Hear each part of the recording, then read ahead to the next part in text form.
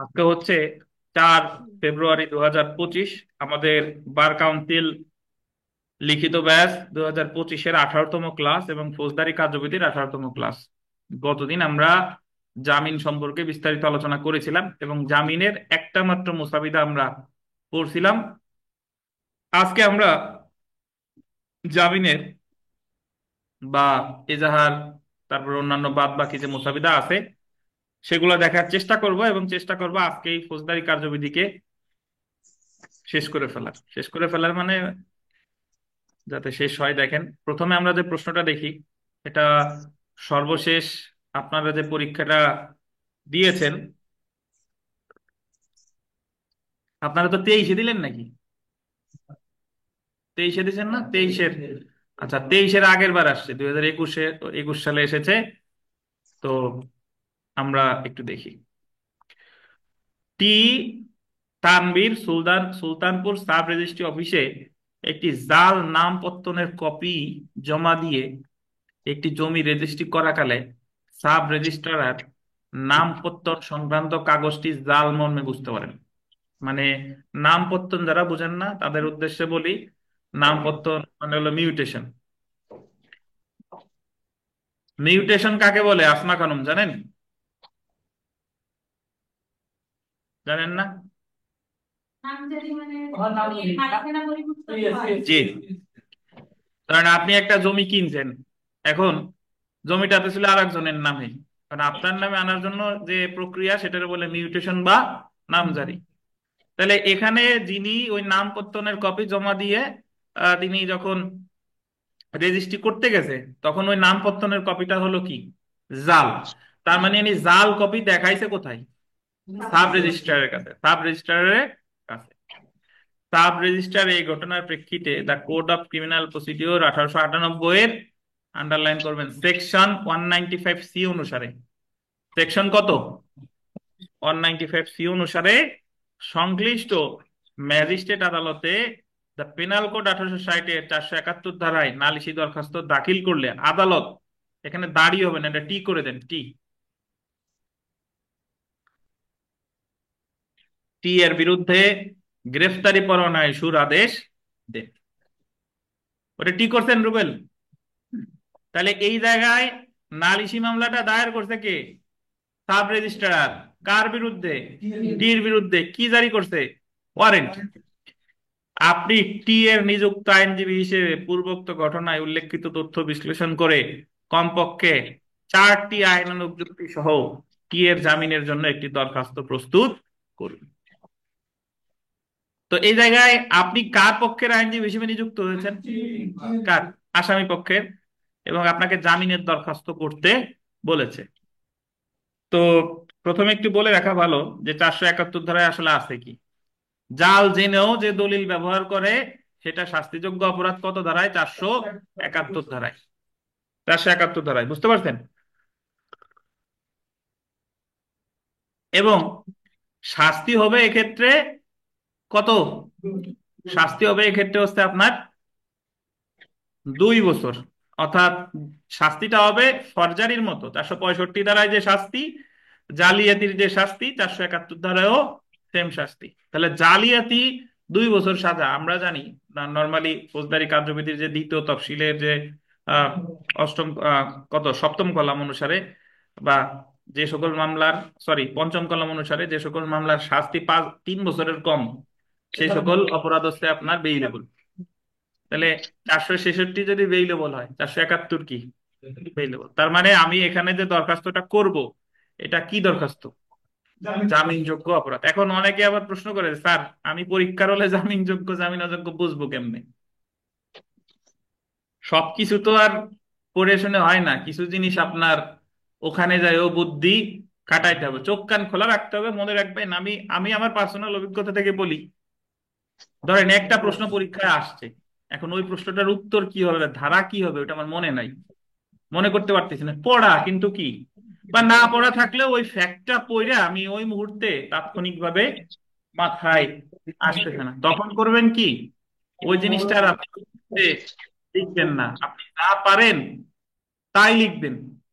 এবং দেখবেন যে আল্লাহ আপনার ওই পরীক্ষা দিতে দিতেই, আমার ক্ষেত্রে যা হয়েছে আর কি, পরীক্ষা দিতে দিতেই মনে হয়েছে যে এই সমস্যাটার সলিউশন তো এটা হইতে পারে।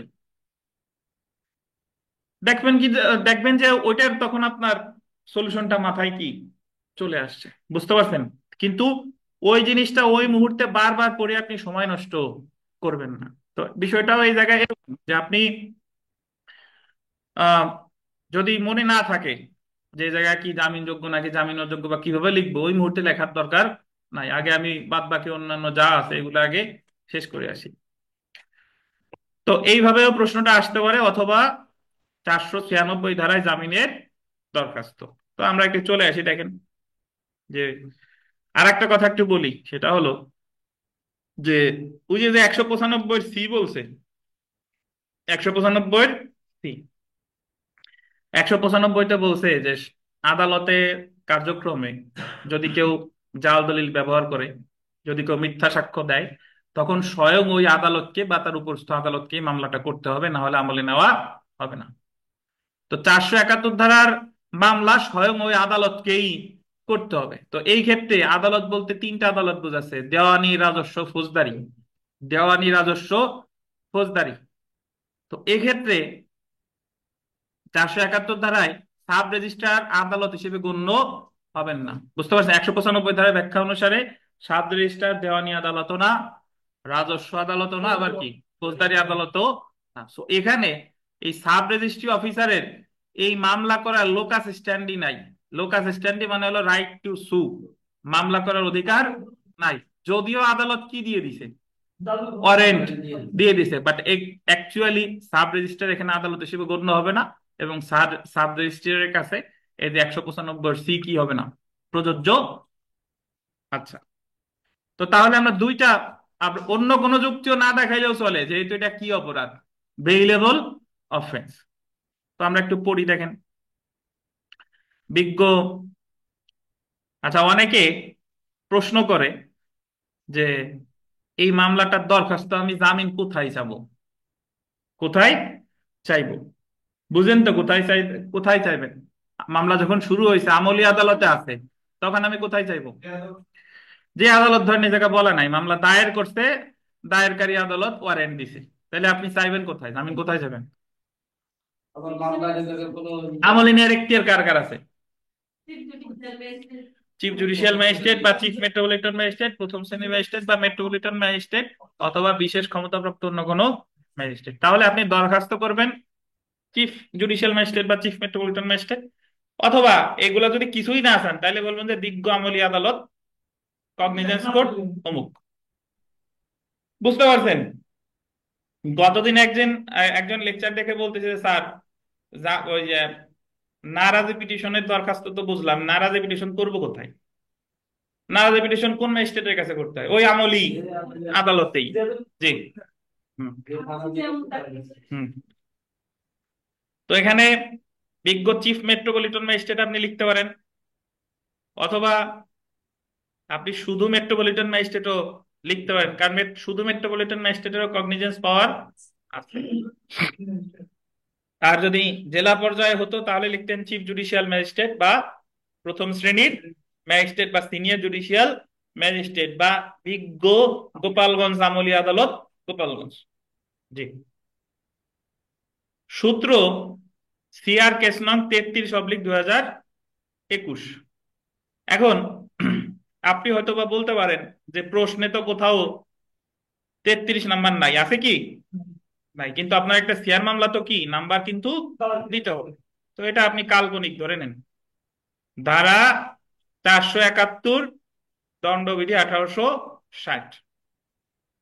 তো এখানে সাব রেজিস্ট্রার তিনি হলেন কি নালিশকারী, বনাম টি তিনি হলেন কি আসামি দরখাস্তকারী। বিষয় স্বেচ্ছায় আত্মপূর্বক দরখাস্তকারী আসামির পক্ষে ফৌজদারি কার্যবিধির 496 ধারায় জামিনের দরখাস্ত। যদি আপনার জামিনযোগ্য নাকি জামিন অযোগ্য আপনি শনাক্ত করতে পারতেছেন না, ওই জায়গা কি আছে তাও আপনি জানেন না, তাহলে আপনি ওই 496/497 দুইটাই যোগ করে দিয়ে দিবেন জামিনের দরখাস্ত। এটা হলো একেবারে যখন আমি কিসে পড়ছি, বিপদে পড়ছি, আমি জানতেছি না। Something is better than nothing. জি। তো এরপরে দেখেন, আমরা চলে আসি যে উল্লেখিত আসামি দরখাস্তকারীর পক্ষে বিনীত নিবেদন এই যে দরখাস্তকারী আসামি সম্পূর্ণ নির্দোষ, নিরপরাধ, আইন মান্যকারী ব্যক্তি বটে। এগুলোতে অ্যাজ ইউজুয়াল কথা, এগুলো মোটামুটি আমরা জানি।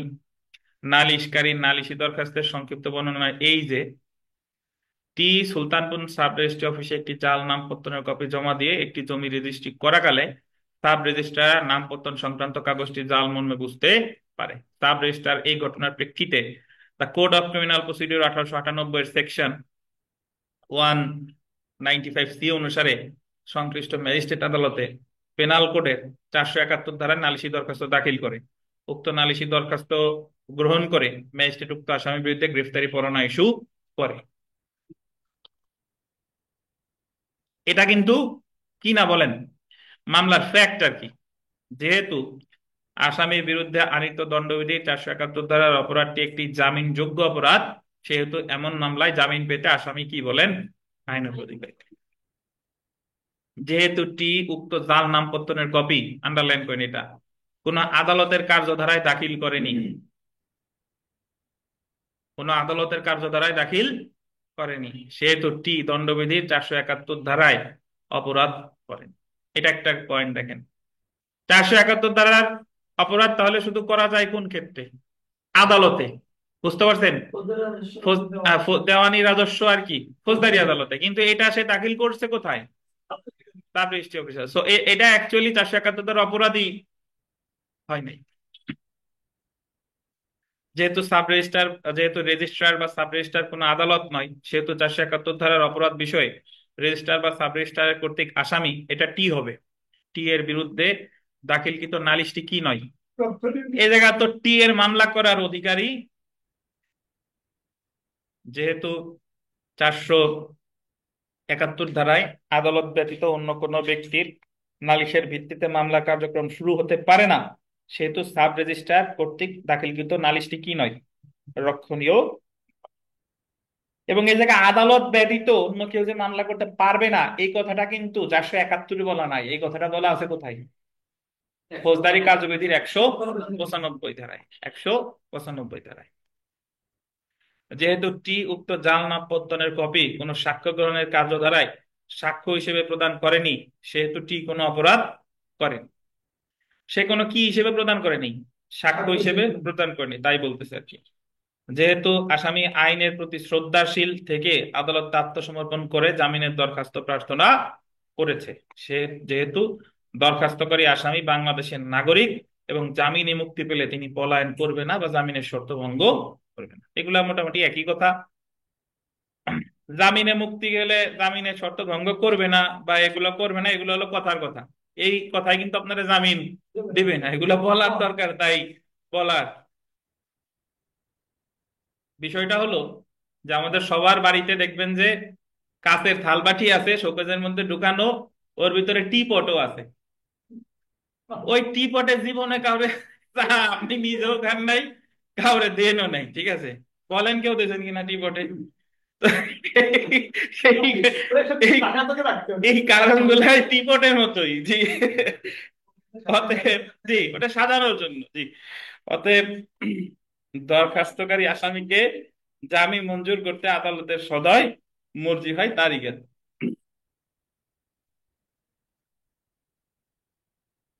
তো এখানকার মূল যে বিবেচ্য বিষয় সেটা হলো ভাই, 471-এর অপরাধটা তখনই হবে যখন আপনি জাল কোনো জিনিস দিয়েছেন কোথায়, আদালতে, এবং সেই আদালতটা হতে হবে দেওয়ানি রাজস্ব আর কি, ফৌজদারি। এবং এখানে এই কাজটা করেছে কোথায়, সাব রেজিস্ট্রি অফিসে। এখন আপনি যদি বলেন যে তাহলে সাব রেজিস্ট্রি অফিসার কি মামলা করে ভুল করছে, ভুল করে নাই। কিন্তু ওই সাব রেজিস্ট্রি অফিসে যদি কেউ মিথ্যা তথ্য দেয়, যদি কোনো ভুলভাল কিছু দেয়, ওর শাস্তি রেজিস্ট্রেশন আইন অনুসারেই আছে। তো এই হলো, যদি কেউ আমাদের এই জামিনের মুসাবিদা বুঝতে না পারেন জিজ্ঞাসা করতে পারেন, না হলে আমরা পরবর্তী দরখাস্তে মুসাবিদায় চলে আসি। দেখেন, গতদিন রাত্রে বেলায় আমার একটা ফোন আসছে, আমি একটু ফোন রিসিভ করছি, তখন প্রায় 11:30 বাজে। তখন বলতেছে যে আমি একটু এটা কি খানলো একাডেমি? জি। বললেন আমি একটু কথা বলতে চাই, যিনি ক্লাস নেন তার সাথে। তা আমি বলতেছি কি কথা বলতে চান বলেন। তো হঠাৎ সে বলতেছে যে ক্লাস যে নেন ওনারে তো বুড়া বুড়া লাগে, কিন্তু কথা কি সেই লোকই বলতেছে কিনা। আমি বলতেছি যে ক্লাস যে নেন তাকে কি আপনি দেখছেন কখনো? ইউটিউবে তো আমার ছবি টবি কিছু নাই, আর আমি তো ভিডিওর সামনেও আসি না। তা বলতেছে ওই যে দেখছি মাঝে মাঝে দুইটা একটা পোস্ট বিজ্ঞাপন ইয়ে। তো বলতেছে, কথা শুনে তো মনে হচ্ছে না যে সেই লোক। আমি বললাম যে আপনি তো কোনোদিন ওই লোক, আমি বলি নাই যে আপনি কোনোদিন ওই লোকের লাইভ কথা বলতে দেখছেন না, কিন্তু কথা শুনে ছবির সাথে মিলতেছে না আর কি। আমি যাক, সমস্যা নাই, আমি সেই লোক বলতেছি, বলেন আপনার কি বলার আছে। উনি একটা সমস্যার কথা বললেন, সেটা হলো যে ওনাদের এই ভূমি অপরাধ ও প্রতিরোধ যে আইন আর কি, 2023-এর ওই আইনের একটা মামলা করছে। মামলা করলে অপরপক্ষ একটা কাগজ দাখিল করতে, একটা খতিয়ান আর কি। ওই খতিয়ানটা হচ্ছে জাল। খতিয়ানটা কি? জাল। তো খতিয়ানটা জাল হলে এই ক্ষেত্রে ওই যে যে ওই মামলার যাই হোক না কেন, এই যে যে খতিয়ানটা যে জাল, এই জালিয়াতির মামলা কি করবে বলেন তো? কোন আদালত? যে আদালতে মামলা দায়ের করছে, জাল দাখিল করছে, তারই তো বাদী হয়ে মামলা করতে পারে। সে যদি না করে তাহলে তার আমার দরখাস্ত দিতে হবে কত দাঁড়ায়? ওই 476। আমরা তো এটা ভালোভাবে জানি, জানি কিনা 476। তো উনি, ওনার যে আইনজীবী, উনি করছে কি, ওই যে আসামি যে জাল খতিয়ান দিছে, দেওয়ার পরে ওই আইনজীবী নিজে বাদী হয়ে মামলা করছে, জাল মামলা। ওই যে 465, 67 এইগুলো দিয়ে আর কি। তো মামলা করার পরে ম্যাজিস্ট্রেটও ওই মামলা আমলে নেয় নাই, কিন্তু সাথে সাথে খারিজও করে নাই। আমলি আদালত 1 মাস পরে ওই মামলা খারিজ করে দিয়েছে। অ্যাকচুয়ালি কি সাধারণ ব্যক্তিকে এই মামলা করতে পারবে? পারবে না। করলে কি করে দিবে? ম্যাজিস্ট্রেট যেটা করছে ঠিকঠাকই করছে, কারণ এটা তো মামলা করা উচিত কার। তো উনি আমার ফোন দিছে যে এই মুহূর্তে করণীয়। আমি বললাম যে আপনার যে আদালতে ওই জাল দলিল দেখাইছে, সেই আদালতে গিয়ে আপনার আইনজীবীর মাধ্যমে আপনি 476 ধারার দরখাস্ত দেন। আর উনি যদি মামলা না করে, তাহলে ওটার বিরুদ্ধে আপনি 476 ধারায় কি আপিল করবেন। যাকে এই পরামর্শ দিছি, আজকে দুপুরে আবার ফোন দিয়ে বলতেছে যে ওনার আইনজীবী বলছে যে 476 ধারা দরখাস্ত দেওয়া লাগবে না, উচ্চ আদালতের কোন নজির বলে আছে যে সেটি দেখালেই মামলা দাখিল করা যাবে আর কি। তো আমি বললাম যে ভাই, আমি যতটুকু আমার জ্ঞান আছে সেই অনুপাতে এক্ষেত্রে আপনার 476 ধারা দরখাস্তই দিতে হবে। আপনি যতই উচ্চ আদালতের নজির দেখান, এই জায়গা কি হবে না, কাজ হবে না। তো তারপরেও আপনি যেটা ভালো বুঝেন করেন, কিন্তু আমার পরামর্শ যেটা ছিল ওটাই। আর উচ্চ আদালতের নজির টজির যদি থেকে থাকে তাহলে করেন, দায়ের করতে বলেন। কিন্তু এটার কিন্তু অ্যাকচুয়াল পন্থা কি, এটাই। জি। যাই হোক, আপনাদের জানা থাকলেও ভবিষ্যতে যদি এরকম কোনো মানে সমস্যার আসে, তাহলে তো ইনশাল্লাহ পারবেন। আমরা পরের প্রশ্নটা দেখি। হাজতি আসামির পক্ষে 497 ধারায় জামিনের, জাকারিয়া সাহেব বলেন 497 ধারায় জামিন দেওয়া কি অধিকার, মানে জামিন পাওয়া কি অধিকার আসামির? ওই তো মানে আসামির কি পাবেই, এইটা অধিকার কিনা, ক্ষমতা। কিন্তু 497 ধারায় বলছে যে অপরাধটা যদি হয় মৃত্যুদণ্ড বা যাবজ্জীবন কারাদণ্ডযোগ্য, তাহলে জামিন দিবে না, এটাই আদালতের জন্য আদেশ সূচক। কিন্তু 3টা ক্ষেত্রে দিবে, কি কি? 16 বছরের কম, যদি সে স্ত্রীলোক হয়, পীড়িত অথবা কি হয়, অপরাধ। জি, ধন্যবাদ। তো আমি এখানে আপনাদের এইভাবে একটা ফ্যাক্ট দিয়ে দিবে, আমি জাস্ট এমনি একটু লাইন দিয়ে বলছি, ফ্যাক্ট দেখলে তো বুঝবেন। যদি মার্ডার কেস হয়, যদি গ্রিভিয়াস হার্ট হয়, তাহলে ধরে নেবেন ওটা কি জামিন অযোগ্য অপরাধ। তাহলে জামিন অযোগ্য অপরাধ হইলেই আমার দরখাস্ত করতে হবে কোথায়? 497। আচ্ছা মাইনুদ্দিন সাহেব, এটা হচ্ছে লিখিত ব্যাচ, আপনাদের ক্লাস না। এক্সাম হবে রাতের বেলায়, রাতের ব্যাচে, এটা লিখিত ব্যাচের ক্লাস। দেখেন তো চিফ মেট। আসসালামু আলাইকুম জি ওয়ালাইকুম। জি জি। স্যার আমার ওই ফোনটা হয়ে গেছে, তো আমি একটু আউট অফ ইনফরমেশন ছিলাম স্যার লাস্ট কয়েকদিন স্যার। আচ্ছা সমস্যা নাই, এটা আপনার ক্লাস না, আপনি লিভ নিন, সমস্যা নেই, রাতে ক্লাস। জি স্যার, আসসালামু আলাইকুম। তো চিফ মেট্রোপলিটন ম্যাজিস্ট্রেট আদালত ঢাকা, সূত্র জিআর মামলা নং এত এত ধারা 34, 307, 323, 24, 79, 82, 85, 506 দণ্ডবিধি। জিদানগং মানে হলো কি, আরো আছে, বনাম রাষ্ট্র হচ্ছে বাদী বিষয়। হাজতি আসামির পক্ষে ফৌজদারি কার্যবিধির 497 ধারায় জামিনের। তো দরখাস্তর কিন্তু সিস্টেম সব একই, ওই যে আদালতের নাম, সূত্র, ধারা, জাস্ট ওখানে ছিল 496 আর এই জায়গা কত, 497। আমাদের এই যে মানে আসলে আমি প্রোটোকল আমি ভালো ব্যবহার করি না। হালকা সুবিধা নিলে হতো, স্বেচ্ছা সুবিধা নিলে হতো। জি। কিন্তু আমরা তখন এই যে এটাই করবো, আপনার পরীক্ষার ক্ষেত্রে যদি ধারণা নেই সমস্যা হবে। সমস্যা আছে, কারণ পরীক্ষায় প্রশ্নই আসে এরকম, ধারা উল্লেখে জামিনের দরখাস্ত মোতাবেক করুন সংশ্লিষ্ট ধারার আলোকে। সংশ্লিষ্ট, ধরেন আপনারা কোর্টে প্র্যাকটিস করেন, জিম্মায় নেওয়ার আবেদন করেন, কিন্তু জিম্মায় নেওয়ার দরখাস্ত কত ধারা তা কিন্তু কোর্টে উল্লেখ করে না। সময় আবেদন করি, ধারা লিখি না, আরো লিখলে উল্টো সিনিয়র দাবড়ি দেয়, মাতবর বেশি বুঝো। কিন্তু আপনারা কোর্টে গিয়েও ওই প্র্যাকটিস করেন, কিন্তু পরীক্ষার সময় আমাদের কি জানতে হবে। তো এটা দেখেন, আসামি পক্ষে সবিনয় নিবেদন এই যে, হাজতি আসামি একজন সম্পূর্ণ নিরীহ, নিরপরাধ, নির্দোষ প্রকৃতির ব্যক্তি। অভিযোগপত্রের বর্ণনা মতে কথিত তারিখ ও সময়ে কথিত অপরাধের সহিত আর হাজতি আসামি কোনো ক্রমে জড়িত ছিল না। পক্ষান্তরে অভিযোগকারী নিছক হয়রানি করার তদমতলবে অত্র মিথ্যা মামলায় হাজতি আসামিকে মিথ্যামিথ্যি ভাবে কি করেছে, জড়িত করেছে।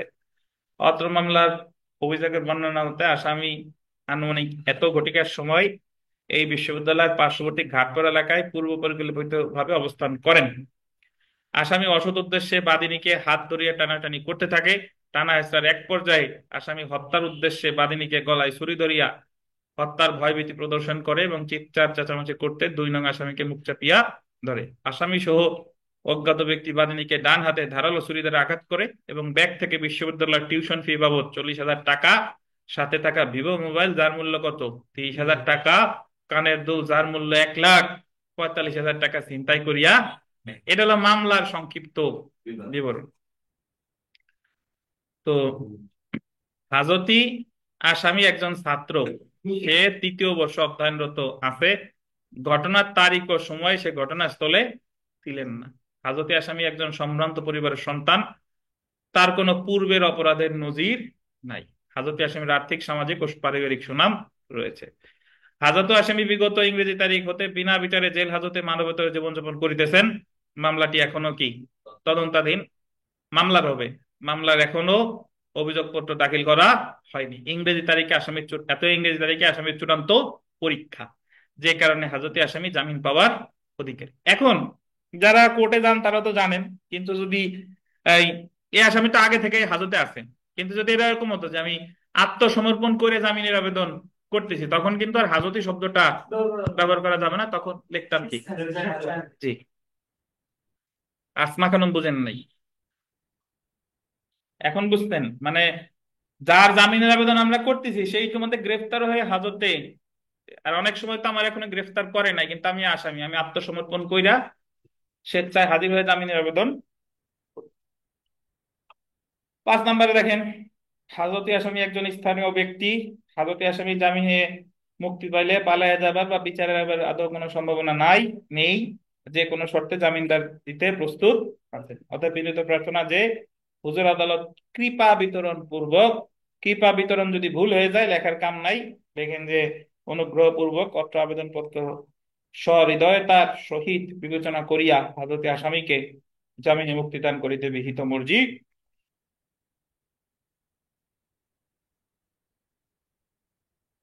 আচ্ছা, তাইলে আমরা 496 ধারার দরখাস্ত জানলাম, 497 ধারার দরখাস্ত জানলাম। আসমা খানম একটু বলেন, গতদিন আমরা আলোচনা করছিলাম 498 ধারায় কি জামিন চাওয়া যায়? সেই দরখাস্তটারে কি বলে? আর কিছু নাই বলেন। আগাম জামিন ছাড়াও আছে, কি আছে বলেন? বেল বন্ডের টাকা হ্রাসেরও আছে। এছাড়া আপনারা কোর্টে যেটা বেশি প্র্যাকটিস হয় সেটাই তো বললেন না। নিম্ন আদালত জামিন না দিলে আপনারা তো দায়রা জজের কাছে জামিন চান। ফৌজদারি বিধিত ক্রিমিনাল মিসেলেনিয়াস কেস কত দাঁড়ায়? 498 দাঁড়ায়। বুঝছেন?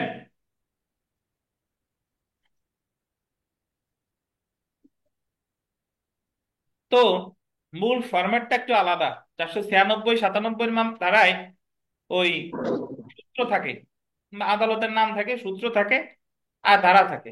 কিন্তু 98 দরখাস্তে সূত্রের পরে লিখতে উদ্ভূত। একটু পরে একটু একটু দেখতেছি, দেখেন একটু ফরম্যাটটা একটু আলাদা। তার আগে একটু দেখি, দেখেন 1860 সনে দণ্ডবিধি 304 ধারায় অভিযুক্ত আসামির জন্য একটি জামিনের দরখাস্ত প্রস্তুত করুন। 304 ধারায় কি আছে মনে আছে? নিন্দনীয় নরহত্যার সাজা। আপনার ইচ্ছা মতো আদালতের এবং পক্ষগণের নাম ব্যবহার করুন। কস টাইটেলে এই যে দেখেন আমানুর সাহেব, ওই যে দেখেন কস টাইটেলে সংশ্লিষ্ট আইন উল্লেখ করুন। পাইছেন? কস টাইটেলে সংশ্লিষ্ট আইন উল্লেখ করুন। এটা 8 সালে এসেছে, 3 সালে এসেছে, 11 সালে এসেছে।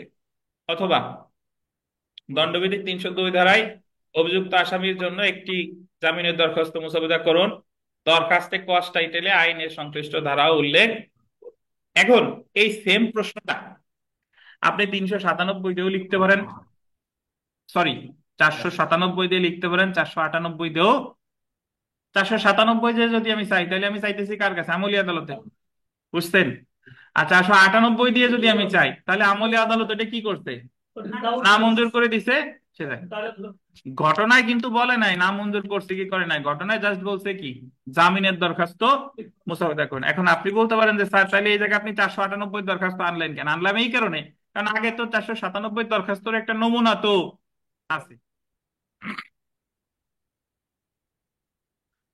তো এটা একটু দেখেন যে যেহেতু 304 এবং 302 ধারার অপরাধ জামিন অযোগ্য, তাই 497 ধারায় আমলি বা বিচার আদালতে জামিনের জন্য আবেদন করতে হবে।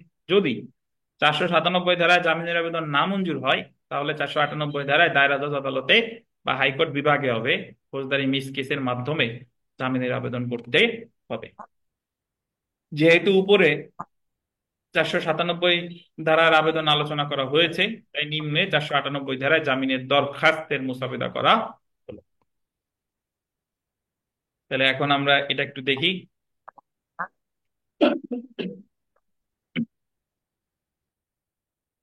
মোকাম বিজ্ঞ জেলা ও দায়রা জজ আদালত ঢাকা। আপনি মোকাম টোকাম না লিখে সরাসরি বিজ্ঞ জেলা ও দায়রা জজ আদালত ঢাকা লিখলেও হবে। সূত্র ফৌজদারি মিস মামলা নং এত, এই জায়গায় তারিখ দেওয়া যাবে না।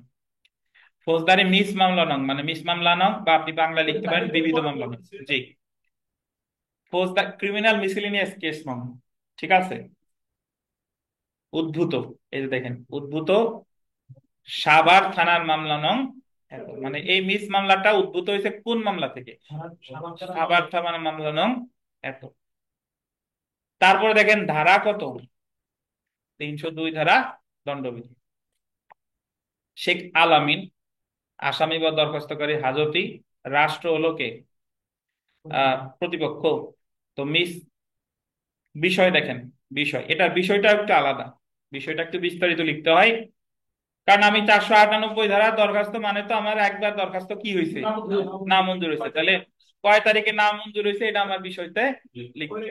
এই যে দেখেন গত 19/4/2018 তারিখে বিজ্ঞ মহানগর ম্যাজিস্ট্রেট ঢাকা কর্তৃক উত্তর খান থানার মামলা নং এত অভিযুক্ত আবেদনকারী জামিনের দরখাস্ত নামঞ্জুর হওয়ায় উক্ত আদেশের বিরুদ্ধে ফৌজদারি কার্যবিধির 498 ধারায় অভিযুক্ত দরখাস্তকারী পক্ষে জামিনের দরখাস্ত প্রসঙ্গে। আচ্ছা, এখানে একটা জিনিস একটু ভুল আছে, সেটা হলো ওই যে উত্তর খান থানার মামলা না, এটা হবে কি সাভার থানার মামলা। পাইছেন? কারণ আমরা ওই যে সূত্রতে কি উদ্ভূততে কি লিখছি? সাভার থানার মামলা না, তো থানা হবে এই জায়গা কি সাভার থানা, ভুলক্রমে উত্তর খান আছে। মহানগর ম্যাজিস্ট্রেট যদি দেয় তাহলে আপনার কর্মত বিজ্ঞ মহানগর দায়রা জজ আদালত।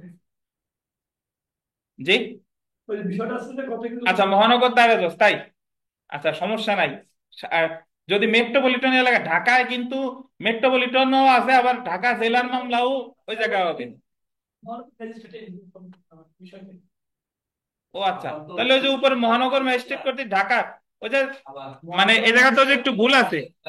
ঠিক আছে, যদি সাভার থানা ধরেন মহানগরের বাইরে, তাহলে এই জায়গার এই মহানগরটুকু উল্লেখ করা দরকার নেই। আর যদি আপনি মহানগর দিতে চান, তাহলে বিজ্ঞ মহানগর জেলা ও দায়রা জজ লিখতে হবে। এ হলো কথা। জি। মেইনলি কিন্তু আপনার জামিনের দরখাস্তে এই খুঁটিনাটি জিনিসগুলাই দেখবে, যে আপনার এইগুলার বলে কস্ট টাইটেল, আপনার কস্ট টাইটেল লেখা ঠিক আছে। ঠিক আছে কিনা।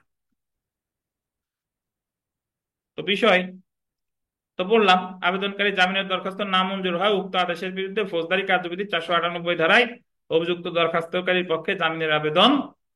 এখন একটা জিনিস দেখেন, যদি আমি এই দরখাস্তটা 496-তে করতাম বা 497-তে করতাম, তখন কিন্তু এত কথা আমার লেখা লাগতো না। তখন জাস্ট লিখতাম কি, 496 ধারা জামিনের আবেদন বা 497 ধারা জামিনের আবেদন। কারণ 496, 97-তে যখন আমি জামিনের আবেদন করি, ওইটা হলো ফার্স্ট দরখাস্ত, আগে নামঞ্জুর হয় নাই। আগে নামঞ্জুর হয় না। আর যখন আগে একবার নামঞ্জুর হয়েছে, তখন জামিন চাইবে কততে? জি। বাকি সব একই।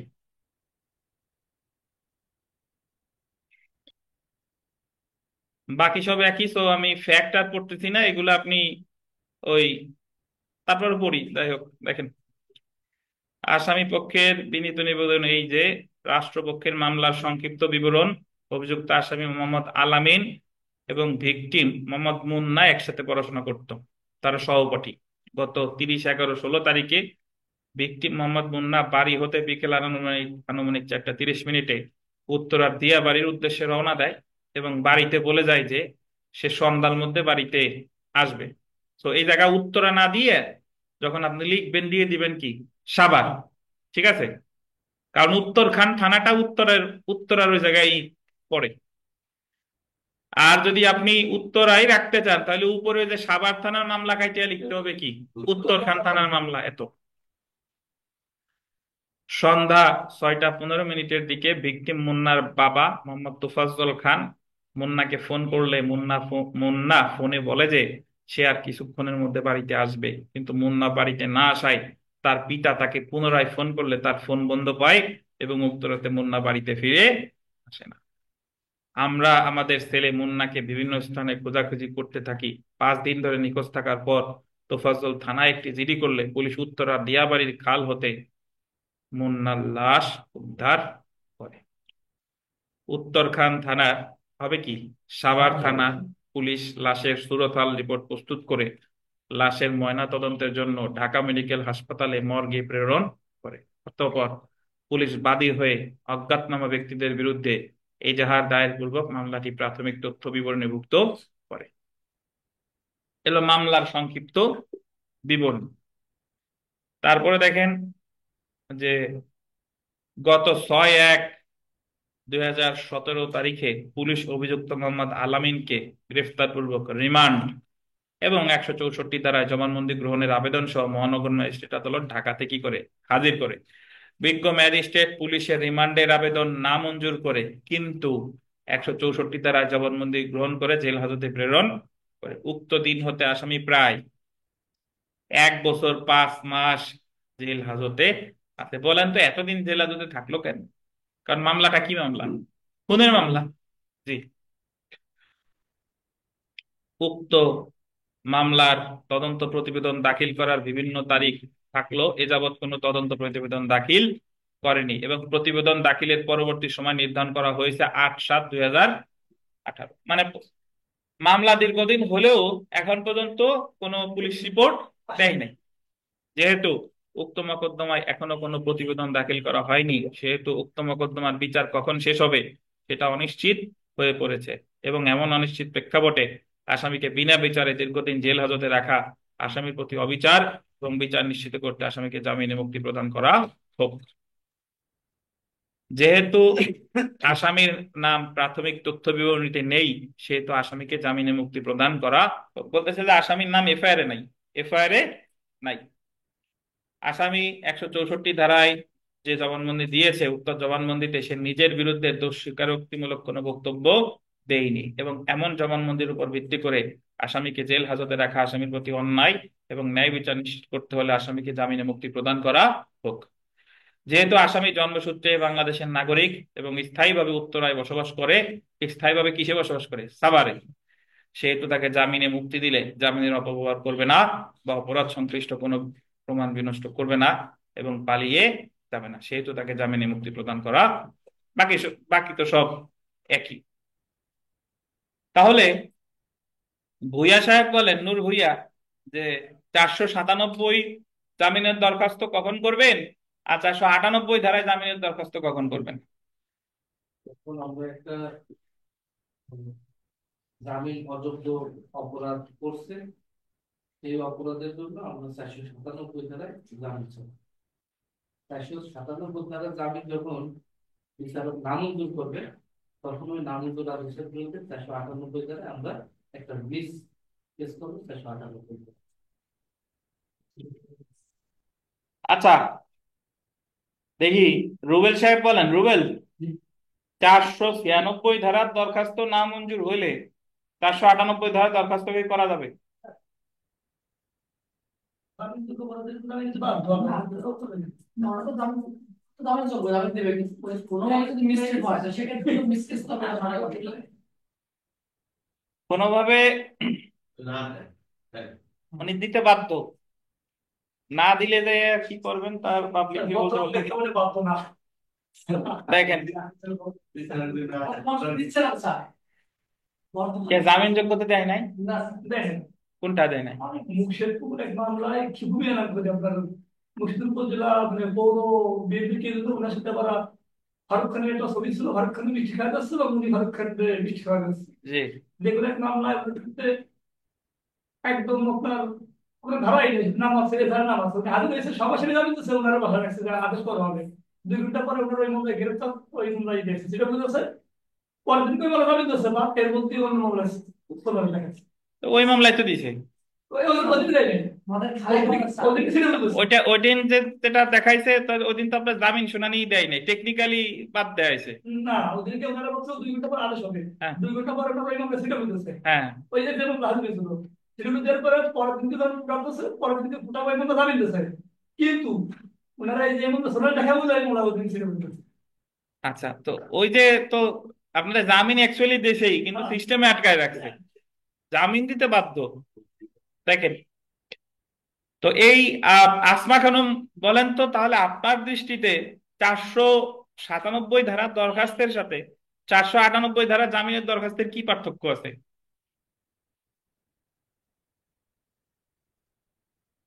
497 ধারায় হচ্ছে যে জামিন অযোগ্য মামলায় আবেদন করা হয় জামিনের জন্য 3টা প্রেক্ষাপটে, কিন্তু এই সমস্ত প্রেক্ষাপটে জামিনের আবেদন করার পরেও যেহেতু নামঞ্জুর করে, সেই নামঞ্জুর আদেশের বিরুদ্ধে তো 498 ধারা আছে।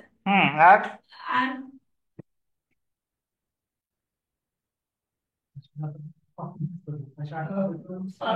আর এটা তো স্যার যেহেতু বেল বন্ড হ্রাস করা 497 ফৌজদারি বিবিধ মামলা না, কিন্তু 498 ফৌজদারি বিবিধ মামলা। আর 498 ধারার দরখাস্ত দুইটা আদালতেই দেওয়া যায়, দায়রা জজ আর হাইকোর্ট বিভাগ।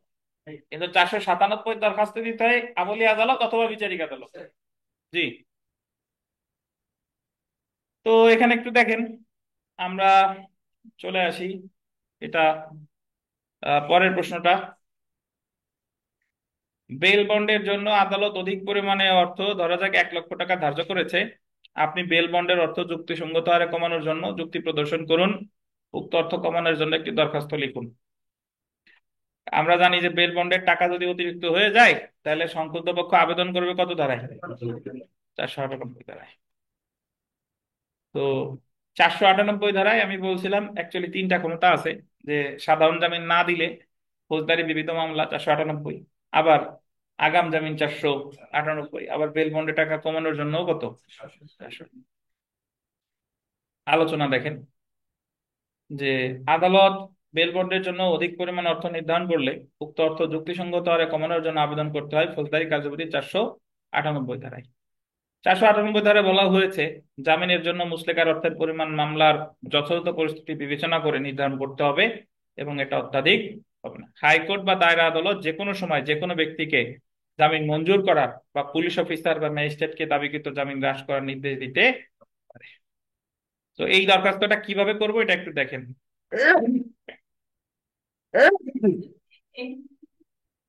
না, লিখবেন, মানে আলোচনা যদি থাকে একটু লিখবেন। বিজ্ঞ মুখ্য মহানগর দায়রা জজ সাহেবের আদালত ঢাকা, সূত্র শাহবাগ থানা, মামলা নং এত, ধারা 304/34। এটা 498 দরখাস্ত হলেও এটা কিন্তু ফৌজদারি বিবিধ মামলা না। দেখেন এটা কি, সরাসরি করতে এটা সরাসরি, জি। রাষ্ট্র ডট ডট বাদী বনাম মোহাম্মদ আল আমিন, আসামিগণ বা আবেদনকারী। বিষয় দেখেন, ফৌজদারি কার্যবিধির 498 ধারায় বেল বন্ডের জন্য আদালত কর্তৃক ধার্যকৃত অর্থ যুক্তিসঙ্গতভাবে কমানোর জন্য আবেদন। এই জায়গায় ওই যে অমুক আদালতের মামলা অমুক জায়গায় নামঞ্জুর হয়েছে, এটা কি উল্লেখ করার দরকার আছে? নাই। আসামি পক্ষে বিনীত নিবেদন এই যে অভিযুক্ত আসামি নির্দোষ, আইনের প্রতি শ্রদ্ধাশীল এবং অত্র আইনের পত্র মামলার সাথে কোনোভাবে জড়িত। আসামিদ্বয়ের বিরুদ্ধে বাংলাদেশের কোনো থানায় পূর্ব থেকে কোনো মামলা রুজু করা হয়নি এবং কোনো আদালত কর্তৃক তারা কোনো অপরাধের জন্য পূর্বে দণ্ডপ্রাপ্ত হয়নি। অভিযোগকারীরা পূর্বের ব্যবসায়িক বা সম্পত্তিগত দ্বন্দ্বের জের ধরে আসামিকে এই মামলায় মিথ্যাভাবে জড়িয়েছে। তো যাই হোক, মেইন কথা হলো এই যে দেখেন 5 নাম্বারটা একটু দেখেন। অত্র জামিনে জামিনদার আসামিদ্বয়ের এলাকার কমিশনার, উক্ত কমিশনারের 1 লক্ষ টাকা প্রদানের ক্ষমতা নাই, কারণ জামিনের যে মুসলেক আছে সেখানে লিখছে কয় টাকা, 1 লাখ টাকা। উক্ত জামিনদার এককালীন সর্বোচ্চ 50,000 টাকা প্রদানে সক্ষম। তার সক্ষমতার প্রমাণস্বরূপ জামিনদারের ব্যাংক সার্টিফিকেট বিবেচনার জন্য সংযুক্ত করা হলো। জামিনদার এই মর্মে প্রত্যয়ন করছে যে আসামিদেরকে জামিনে মুক্তি দেওয়া হলে সে পলায়ন করবে না বা যে শর্তে তাকে জামিন দেওয়া হবে তা ভঙ্গ করবে না। কিন্তু আসামিদ্বয় যদি জামিনের শর্ত ভঙ্গ করে তাহলে তার দায়ভার জামিনদারের উপর বর্তায়। কিন্তু জামিনদারের আর্থিকভাবে নির্ধারিত 1 লক্ষ টাকা দিতে কি অক্ষম। সুতরাং ন্যায় বিচারের স্বার্থে এবং ন্যায় বিচার বিবেচনা করে বেল বন্ডের নির্ধারিত 1 লক্ষ টাকা কমিয়ে 50,000 টাকা নির্ধারণ করার আবেদন করছি। আর অতএব তো একই। তাহলে খেয়াল রাখেন যে 498 ধারা যদি বেল বন্ডের টাকা কমানোর দরখাস্ত হয় তাহলে সেটা কিন্তু ফৌজদারি বিবিধ মামলা না, এমনি দরখাস্ত লিখলেই হবে। তো জামিন নিয়ে আপনাদের কোনো প্রশ্ন আছে কিনা? জামিন কি বা জামিনের দরখাস্ত কোথায় কেমনে করে, কিভাবে করে, গতদিন আলোচনা করছি আর আজকের ক্লাসে আলোচনা করলাম, কোনো সমস্যা আছে কিনা? স্যার এই দরখাস্তটা নামঞ্জুর হইলে কি কোনো উপায় আছে স্যার? এই যে বেল বন্ডের জন্য ধরেন যেটা কমানোর জন্য আবেদন করলাম স্যার, এটা ধরেন নামঞ্জুর হইলো, সেই ক্ষেত্রে স্যার হাইকোর্টে যাবেন আবার 498-তে, তখন ফৌজদারি মিস মামলা করবেন হাইকোর্টে। স্যার তখন কি বিষয়বস্তুর জায়গায় ওইভাবে লিখতে হবে স্যার? জি, তখন আর আপনাদের দরকার নাই, কারণ হাইকোর্টের দরখাস্ত আপনাদের আসবে না।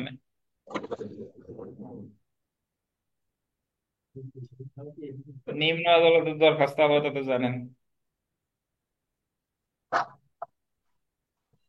আসসালামু আলাইকুম স্যার। ওয়ালাইকুম আসসালাম। জি ভাই, স্যার একটা প্রশ্ন ছিল স্যার। বলেন বলেন। স্যার জামিনযোগ্য ধারার মামলায় আমি জামিন নিলাম স্যার। হ্যাঁ বলেন। শুনতে পাচ্ছেন স্যার? করতে স্যার শুনতে পাচ্ছেন? আমি শুনতে পাচ্ছি, বলেন আপনি। স্যার জামিনযোগ্য ধারার মামলা জামিন নেওয়ার পরের তারিখে আমি গেলাম না, আমার নামে আবার ডাব্লিউ ইস্যু করলো। হ্যাঁ পরের তারিখে গিয়ে কি আবার আমি এই মানে অধিকার হিসাবে জামিনটা চাইতে পারবো? পারবেন। এইটাই জানা ছিল। অধিকার হিসেবে চাইবেন, কিন্তু আগে তো আবার আপনাদের ধরে নিয়ে গেছে, কি দিবেন, পুট আপ দিবেন, তারপরে ডেট ফেলাবে, শুনানি করে চাইবেন, এই আর কি।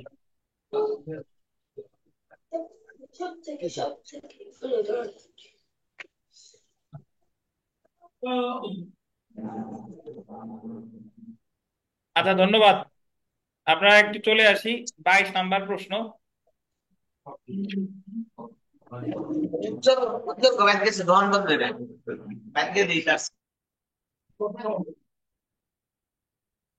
বাইশের কটা দেখেন, এক আদালত হতে অন্য আদালতে বা এক দায়রা বিভাগ হতে অন্য দায়রা বিভাগে মামলা স্থানান্তরের ক্ষেত্রে হাইকোর্ট বিভাগ কি কি বিষয় বিবেচনায় নিয়ে থাকে? মামলা স্থানান্তরের দরখাস্ত মুসাবিদা। আমাদের ফৌজদারি কার্যবিধিতে মামলা স্থানান্তর রিলেটেড বেশ কতগুলো ধারা এর আগে আমরা পড়ছি। আপনাদের আমি একটু মনে করাই দিই যে ধরেন 192 ধারায় পড়ছিলাম যে যখন কোনো ম্যাজিস্ট্রেট, সেটা যদি চিফ জুডিশিয়াল বা চিফ মেট্রোপলিটন ম্যাজিস্ট্রেট কোনো মামলা আমলে নেয়, তিনি বিচার বা অনুসন্ধানের জন্য তার নিকটস্থ ম্যাজিস্ট্রেটের, তার অধীনস্থ ম্যাজিস্ট্রেটের কাছে প্রেরণ করে 192 একটা। 191-তে যখন ম্যাজিস্ট্রেট স্বপ্রণোদিত হয়ে কোনো অপরাধ 190-এর সিতে নেয়, তখন ওই ম্যাজিস্ট্রেট অভিযুক্ত ব্যক্তিরে বলে যে আপনি এই মামলা আমার কাছ থেকে নিতে পারেন, বা অভিযুক্ত ব্যক্তি ওই মামলা স্থানান্তরের দরখাস্ত করবে 191-তে। দুইটা পাইছি। এরপরে আমলি আদালত থেকে কোনো মামলা দায়রা আদালত জজের কাছে পাঠায় 205 গ, 205 গ বা 205 সি, অথবা যদি সেটা ম্যাজিস্ট্রেট আদালত কর্তৃক বিচারযোগ্য হয় তাহলে চিফ মেট্রোপলিটন ম্যাজিস্ট্রেট বা চিফ জুডিশিয়াল ম্যাজিস্ট্রেটের কাছে পাঠায় 205 সিসি বা গ গ। তাহলে চারটা পাইলাম দেখেন, 192, 191, 205 গ, 205 গ। এছাড়া যখন ধরেন কোনো প্রথম শ্রেণীর ম্যাজিস্ট্রেট, কোনো ধরেন ওই যে আমার মনে আছে কিনা আপনাদের, যে চিফ জুডিশিয়াল ম্যাজিস্ট্রেট তিনি মৃত্যুদণ্ড ব্যতীত যে কোনো অপরাধের বিচার করতে পারে, 29 গ, 29 গ, কিন্তু উনি সাজা দিতে পারে সর্বোচ্চ 33 ক অনুসারে কয় বছর? 7 বছর, 7 বছর। এখন ধরেন এই হিসাবে চিফ স্যার ডাকাতির মামলা বিচার করতে পারে, কিন্তু উনি সর্বোচ্চ সাজা দিতে পারবে কত? 7 বছর। কিন্তু উনি যদি 7 বছরের বেশি সাজা দিতে চায় তাহলে উনি আর পারবে না, ওনার এই মামলাটা বদলি করে পাঠাইতে হবে দায়রা জজের কাছে, 347 ধারা, 347 ধারা। অপরদিকে আপনারা জানেন যে দ্বিতীয় শ্রেণীর ম্যাজিস্ট্রেট সর্বোচ্চ কারাদণ্ড দিতে পারে কত? আনোয়ার হক সাহেব, দ্বিতীয় শ্রেণী কয় বছর? দ্বিতীয় শ্রেণীর 3 বছর, আর তৃতীয় শ্রেণীর কত? বাট তাদের আপনি যদি ফৌজদারি কার্যবিধির দ্বিতীয় তফসিলের 7ম কলাম দেখেন, সরি, হ্যাঁ মানে হ্যাঁ ওটাই দেখেন, 8ম কলাম দেখেন, 8ম কলাম দেখেন, দেখবেন যে দ্বিতীয় তফসিল 8ম কলাম যদি দেখেন, দেখবেন যে একটা দ্বিতীয় শ্রেণীর ম্যাজিস্ট্রেট সে একটা 7 বছরের কারাদণ্ডযোগ্য অপরাধের বিচার করতে পারে। ধরেন সে 380 বিচার করছে, বাট সর্বোচ্চ সাজা দিতে পারবে কত? 3 বছর। বা একটা তৃতীয় শ্রেণীর ম্যাজিস্ট্রেট 5 বছর কারাদণ্ডযোগ্য একটা অপরাধের বিচার করতে পারে, বাট সাজা দিতে পারবে কত? 2 বছর। এখন সে যখন বিচারিক আদালত হিসেবে বিচার করবে, বিচার করার পরে তার যদি মনে হয় যে না, তার সাজা, দ্বিতীয় শ্রেণীর ম্যাজিস্ট্রেট বা তৃতীয় শ্রেণীর ম্যাজিস্ট্রেট মনে করতেছে এক্ষেত্রে সাজা 5 বছর হওয়া দরকার, 5 বছর হওয়া দরকার, কিন্তু তার তো এখতিয়ার নাই, তার তো সাজা দেওয়ার কি নাই, তখন সে এই মামলাটা বদলি করে দিবে চিফ জুডিশিয়াল ম্যাজিস্ট্রেটের কাছে 349 ধারায়। কত ধারায়? 349 ধারায়। বুঝতে পারছেন? তাহলে আমরা জানলাম যে 192, 191, 205 গ, 205 গ গ, 347 আর কত? 349। তো এইগুলা ছাড়াও আমাদের ফৌজদারি কার্যবিধিতে ভাই অনেক সময় এরকম পরিস্থিতির উদ্ভব হতে পারে যে ধরেন পক্ষরা সংক্ষুব্ধ, পক্ষরা বিশ্বাস করতেছে যে এই বিচারকের কাছে ন্যায় বিচার পাওয়ার সম্ভাবনা নাই,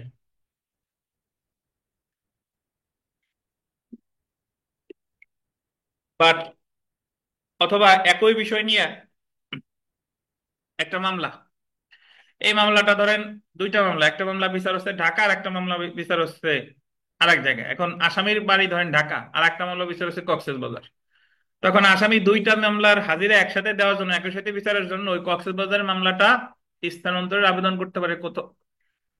কক্সবাজার থেকে কোথায় আনার জন্য? ঢাকার জন্য, তার সুবিধার্থে। তো এই যে আমি যতগুলা আপনাদের স্থানান্তরের কথা বললাম, এই স্থানান্তর গুলো ছাড়াও অনেক ক্ষেত্রে বিচারকের যদি বিচারক বায়াস থাকে অথবা ন্যায় বিচারের সুবিধার্থে, তো সেই সকল ক্ষেত্রে মামলা স্থানান্তর করার প্রয়োজন হয়। তো এই স্থানান্তর বা প্রত্যাহার এই সম্পর্কে আলোচনা করছে আমাদের ফৌজদারি কার্যবিধির 525 থেকে 528 ধারা। কত বলেন? অ্যাকচুয়ালি 525 ক থেকে 528 ধারা, 525 ক থেকে 528 ধারা। এখন এই জায়গা পড়ার আগে আমি একটু মামলা প্রত্যাহার বা মামলা স্থানান্তরের পার্থক্য বোঝাই। এক প্রত্যাহার আমরা পড়ছি 494 ধারায় 248 ধারায়, বুঝছেন? 494-তে প্রত্যাহার করতে পিপি, আর 248 ধারায় প্রত্যাহার করে কে? নালিশকারী। ওই প্রত্যাহার আর এক না। এই প্রত্যাহার মানে হলো, ধরেন আম, একটা মামলা আছে, উদাহরণস্বরূপ যদি আমি বলি, আগে একটু এই ফ্যাক্টটা ব্যাখ্যা করি, যে প্রথম শ্রেণী, দ্বিতীয় শ্রেণী, তৃতীয় শ্রেণী, যে শ্রেণী হোক না কেন, এই প্রথম, দ্বিতীয়, তৃতীয় শ্রেণীর মামলা যদি আপনি এক আদালত থেকে অন্য আদালতে নিতে চান এক জেলার মধ্যে, সেক্ষেত্রে আপনাকে দরখাস্তটা করতে হবে চিফ স্যারের কাছে, বুঝছেন? অর্থাৎ ধরেন গোপালগঞ্জ প্রথম শ্রেণী ম্যাজিস্ট্রেট আদালতে একটা মামলা আছে। এখন এই মামলাটা আপনার গোপালগঞ্জের প্রথম শ্রেণী ম্যাজিস্ট্রেটের সাথে আপনার বনিবনা হচ্ছে না, মনে হচ্ছে যে আপনি ন্যায় বিচার এখানে পাবেন না, তখন ওনার কাছ থেকে মামলাটা আপনি সরাইতে চান, তখন আপনি দরখাস্ত করবেন কোথায়? গোপালগঞ্জের চিফ স্যারের কাছে। নর্মালি আপিলের ক্ষেত্রে দ্বিতীয়, তৃতীয় শ্রেণী আপিল দণ্ড দিলে আপিল করি হচ্ছে চিফ স্যারের কাছে, আর প্রথম শ্রেণী দণ্ড দিলে আপিল করি কার কাছে? দাঁড়া। কিন্তু মামলা স্থানান্তর বা প্রত্যাহারের ক্ষেত্রে প্রথম, দ্বিতীয়, তৃতীয় যেই হোক না কেন, আমি আবেদনটা করবো কার কাছে? চিফ স্যারের কাছে। আবার যদি চিফ স্যার কোনো মামলা প্রত্যাহার করতে চাই, চিফ স্যারের সাথে আমার বনতেছে না, চিফ স্যার বায়াসড, তখন চিফ স্যারের মামলা প্রত্যাহার করতে হলে চিফ স্যার কার অধীনস্থ? তখন আমার আবেদনটা করতে হবে কার কাছে? দায়রা জজের কাছে। বুঝতে পারছেন? ঠিক একই ভাবে যে দায়রা জজ, সরি মানে ও যুগ্ম দায়রা জজ বা অতিরিক্ত দায়রা জজ, কে কে? যুগ্ম দায়রা জজ বা অতিরিক্ত দায়রা জজের কোনো মামলা যদি আমি স্থানান্তর বা প্রত্যাহার করতে চাই, তাহলে আমাকে দরখাস্ত করতে হবে কার কাছে? দায়রা জজের কাছে। এই ক্রমটা বুঝেন। আপিলের ক্ষেত্রে কিন্তু একটু ব্যতিক্রম। আপিলের ক্ষেত্রে ধরেন অতিরিক্ত দায়রা জজের আদেশের আপিল করতাম কোথায়? হাইকোর্টে। বা প্রথম শ্রেণীর ম্যাজিস্ট্রেটের আপিল করতাম কোথায়? দায়রা জজের কাছে। কিন্তু এই জায়গায় কিন্তু প্রথম শ্রেণী, দ্বিতীয় শ্রেণী, তৃতীয় শ্রেণী স্থানান্তর বা প্রত্যাহারের আবেদন কার কাছে? Chief judicial magistrate. আর চিফ জুডিশিয়াল ম্যাজিস্ট্রেট, যুগ্ম দায়রা জজ, অতিরিক্ত দায়রা জজ, এদের স্থানান্তর বা প্রত্যাহারের আবেদন কার কাছে? এটুকু বুঝছেন না? জি। এখন কখন আপনি স্থানান্তরের দরখাস্ত করবেন আর কখন আপনি প্রত্যাহারের দরখাস্ত করবেন একটু বোঝা দরকার। যে যদি এই প্রত্যাহার মানে মামলা তুলে নেওয়া না, এই প্রত্যাহার মানে কি? মামলা তোলা না। যদি আপনি ধরেন গোপালগঞ্জের প্রথম শ্রেণী ম্যাজিস্ট্রেট, ওনার কাছে একটা মামলা আপনি অন্য, যদি গোপালগঞ্জের অন্য কোনো প্রথম শ্রেণী ম্যাজিস্ট্রেটের কাছে নিতে চান, তাহলে আপনাকে দরখাস্ত করতে হবে স্থানান্তরের। কিসের? যে ওনার অমুক আদালতের মামলাটা সরাইয়া অমুক আদালতে নেন বা অন্য কোনো যৌক্তিক কোনো আদালতের কাছে নেন, এটা হলো কি? স্থানান্তর। বুঝতে পারছেন? আর প্রত্যাহারের দরখাস্ত কি? প্রত্যাহার হলো যে ওনার অমুক আদালতের মামলা আপনিই তো পাঠাইছেন, মানে চিফ স্যারই তো মামলা বন্টন করে, অমুক ম্যাজিস্ট্রেটের কাছে মামলা ও ও সেখান থেকে প্রত্যাহার করে আপনি নিজে বিচার করেন অথবা অন্য কারো কাছে পাঠান। প্রত্যাহারের ক্ষেত্রে ওই মামলা প্রত্যাহার করে আগে চিফ স্যারের কাছে আনবে, তারপরে উনি নিজেও বিচার করতে পারে অথবা কি অন্য কারোর কাছেও পাঠাইতে পারে, এটা হলো প্রত্যাহার।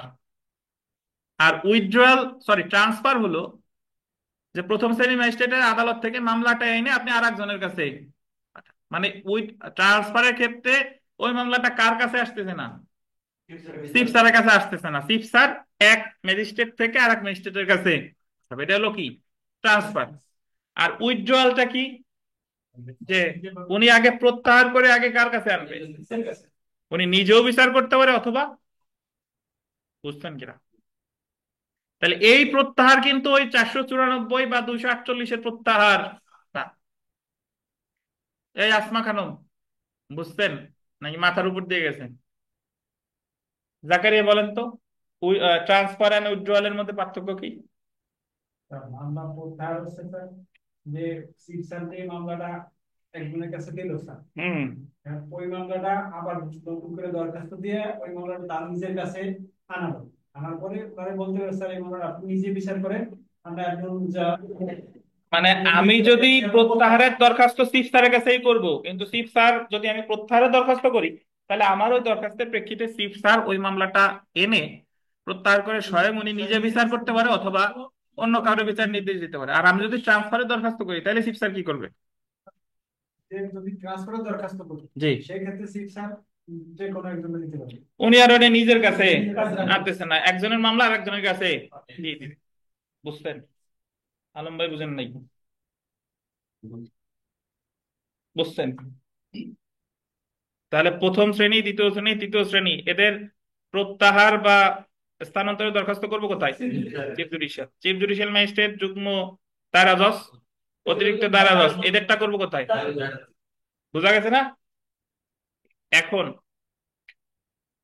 যদি ভিন্ন ডিস্ট্রিক্ট হয় তাহলে সরাসরি হাইকোর্ট। ধরেন আপনি গোপালগঞ্জের প্রথম শ্রেণীর দায়রা জজ, প্রথম শ্রেণী ম্যাজিস্ট্রেট থেকে একটা মামলা নিতে চান কুষ্টিয়া প্রথম শ্রেণী ম্যাজিস্ট্রেট, তাহলে এই জায়গায় আমার দরখাস্ত করবো কার কাছে? হাইকোর্টে। কেন হাইকোর্ট? যুক্তি দিয়ে বুঝেন, অঙ্ক তো বুঝেন। ধরেন গোপালগঞ্জের প্রথম শ্রেণীর আহ, প্রথম শ্রেণী ম্যাজিস্ট্রেটের বস কে? Chief sir. আবার চিফ স্যারের বস কে? দায়রা জজ। আবার কুষ্টিয়ার প্রথম শ্রেণীর বস কে? কুষ্টিয়ার চিফ স্যার। আর চিফ স্যারের বস কে? কুষ্টিয়ার দায়রা জজ। তাহলে এরা তো সমপদমর্যাদার।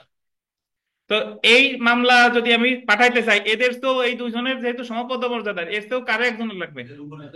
তো এর যে বস কে? হাইকোর্ট। তাহলে হাইকোর্টে আবেদনটা আমার করতে হবে। বুঝতেন? কিন্তু সময়েক্তিয়া সম্পন্ন মানে একই জেলার মধ্যে হইলে প্রথমে আমার করতে হবে ম্যাজিস্ট্রেট হইলে চিফ, ম্যাজিস্ট্রেট হইলে চিফ জুডিশিয়ালের কাছে, চিফ জুডিশিয়াল হইলে কার কাছে? দায়রা জজের কাছে। দায়রা জজ যদি নাম মঞ্জুর করে সেক্ষেত্রে কার কাছে? ধরেন আরাফাত সাহেব বলেন যে গোপালগঞ্জ সিনিয়র জুডিশিয়াল ম্যাজিস্ট্রেট আদালতে একটা মামলা আছে, সিনিয়র জুডিশিয়াল ম্যাজিস্ট্রেট আদালতের সাথে আপনার মনোমালিন্য চলতেছে, আপনি আশঙ্কা করতেছেন এই জায়গা বাদী হিসেবে আপনি ন্যায় বিচার পাবেন না। এখন এই মামলাটা এই স্থানান্তরের দরখাস্ত আপনি কার কাছে করবেন বলেন? গোপালগঞ্জ ডিস্ট্রিক্টের মধ্যেই হলো। প্রথম শ্রেণী ম্যাজিস্ট্রেট হলে কার কাছে? Chief judicial magistrate. Chief sir ধরেন আপনার আবেদন মঞ্জুর করে নাই, এখন কার কাছে? দায়রা জজের কাছে। দায়রা জজ মঞ্জুর করে নাই, তাহলে কার কাছে? হাইকোর্ট। বুঝতে পারছেন? এক্ষেত্রে সরাসরি কিন্তু হাইকোর্টে যাওয়া যাবে না। কিন্তু সেম কেসটা যদি এরকম হতো যে গোপালগঞ্জের প্রথম শ্রেণী ম্যাজিস্ট্রেটের মামলা চলমান থাকা অবস্থায় আপনি এটা নিতে চান খুলনায়, তাহলে কি হতো? বুঝতেন? আনোয়ারুল হক সাহেব আছে? মাথায় কিছু আছে?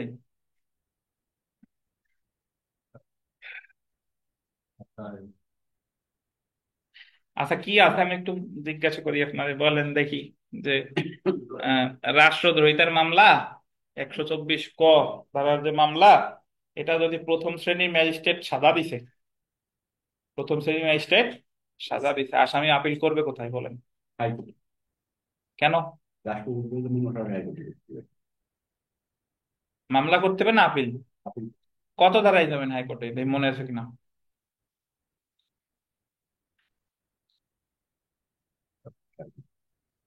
আচ্ছা যদি রাষ্ট্রদ্রোহিতার মামলায় প্রথম শ্রেণী ম্যাজিস্ট্রেট খালাস দিত তাহলে আপিল হতো কোথায়? কিসের? দায়রা জজের কাছে। যাকে এইটুক মনে আছে তাই আলহামদুলিল্লাহ। যে রাষ্ট্রদ্রোহিতার মামলায় দণ্ড দিলে 408 ধারায় যাবে কোথায়? হাইকোর্টে। আর রাষ্ট্রদ্রোহিতার মামলায় খালাস দিলে কিন্তু ওই সংশ্লিষ্ট যে আদালতে আপিল হয় সেই জায়গায় ওইটা আছে 417। 417, ধন্যবাদ। কিন্তু প্রথম শ্রেণীর ম্যাজিস্ট্রেট এর মামলা যদি আপনি স্থানান্তর করতে চান সেই ক্ষেত্রে আবেদন করতে হবে কোথায়?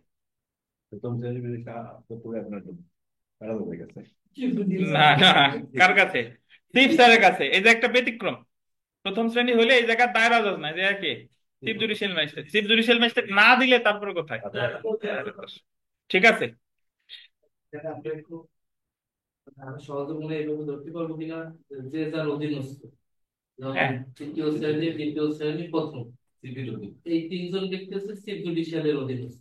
তাহলে আমরা স্থানান্তরের নট অনলি তিনজন, অতিরিক্ত চিফ জুডিশিয়াল ম্যাজিস্ট্রেট। আমরা চিফ জুডিশিয়ালের। জি আবার যেহেতু চিফ জুডিশিয়াল আবার দায়রা জজের অধীনস্থ, জি চিফ জুডিশিয়ালের স্থানান্তর আবার দায়রা জজের অধীনস্থ। জি। আর যদি আপনার যুগ্ম দায়রা জজ বা অতিরিক্ত দায়রা জজ হয় তাহলে এরা আবার দায়রা জজের অধীনস্থ, সেটা আমরা দায়রা জজের কাছে করবো।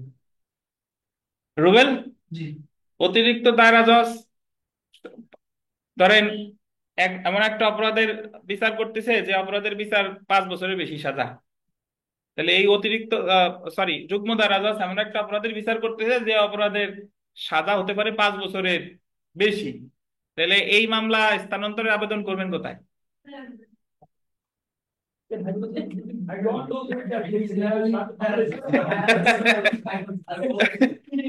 বলেন বলেন বলেন। আমার হৃদয় সাহেব হাইকোর্ট যুক্তি দেন।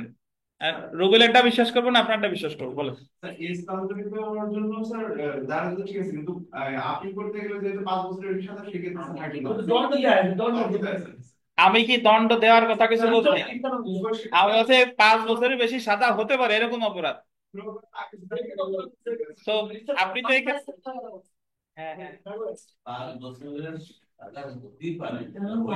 হ্যাঁ, আচ্ছা ধন্যবাদ, অনেক কথা বললাম, একটু পড়ি দেখেন উত্তর।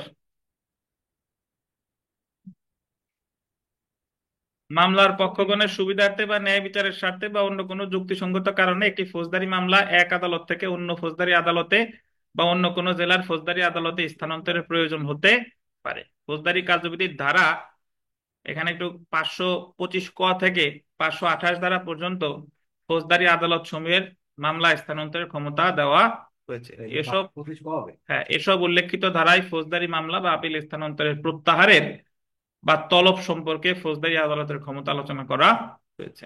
তো আমরা চলে আসি, প্রথমে দেখেন যে কোনটা ভাই, না রাখেন না, ফৌজদারি মামলা স্থানান্তরের ক্ষমতাপ্রাপ্ত আদালত আপিল বিভাগ কর্তৃক স্থানান্তরের ক্ষমতা, ধারা কত? 525 ক।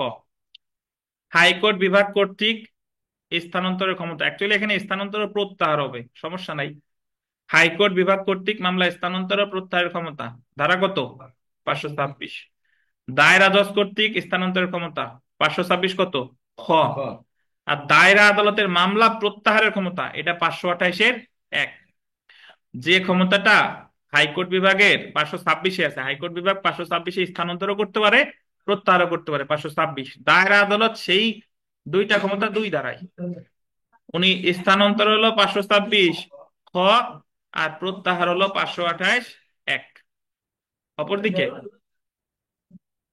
অপরদিকে আপনাদের কি মনে হয় এই পড়াগুলো আপনারা এত সহজে যতটুকুই মাথায় ঢুকতেছে না কেন, ধরেন আপনারা প্রিলিমিনারি পড়ছেন এই কারণে মাথায় ঢুকতেছে, যদি একেবারেই নতুন হতো তাহলে এত সহজে বোঝানো যেত না।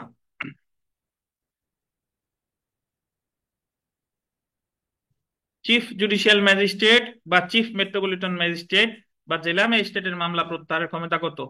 528(2)। জেলা ম্যাজিস্ট্রেট কোনগুলা প্রত্যাহার করতে পারে এটা বলা হয় নাই, ওই যে ওনার যারা অধীনস্থ, ওনার অধীনস্থ নির্বাহী ম্যাজিস্ট্রেট। জি, এখন আমরা চলে আসি আপিল বিভাগের মামলা স্থানান্তরের ক্ষমতা।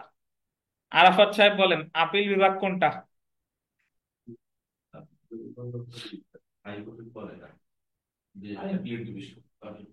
হাইকোর্টের পরে না আগে কোনটা?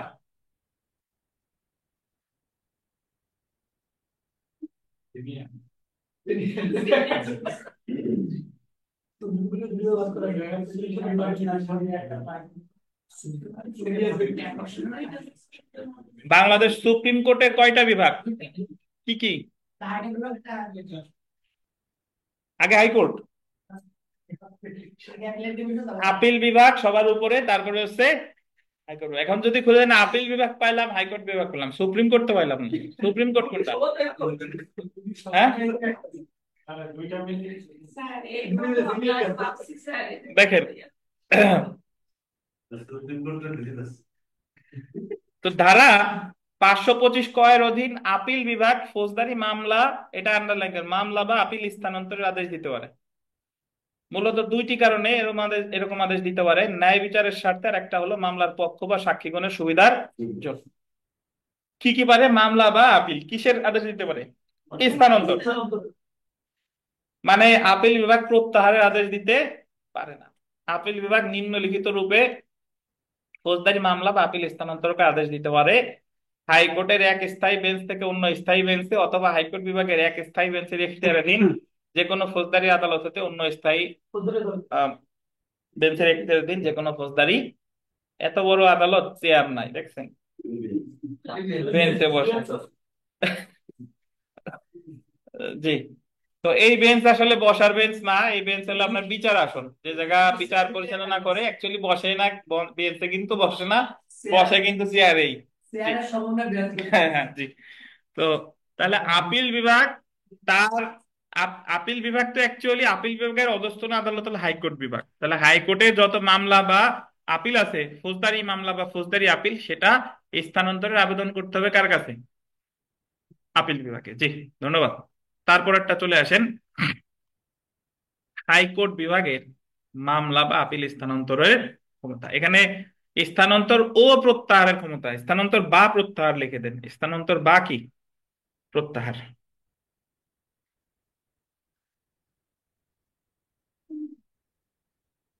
আর নাই?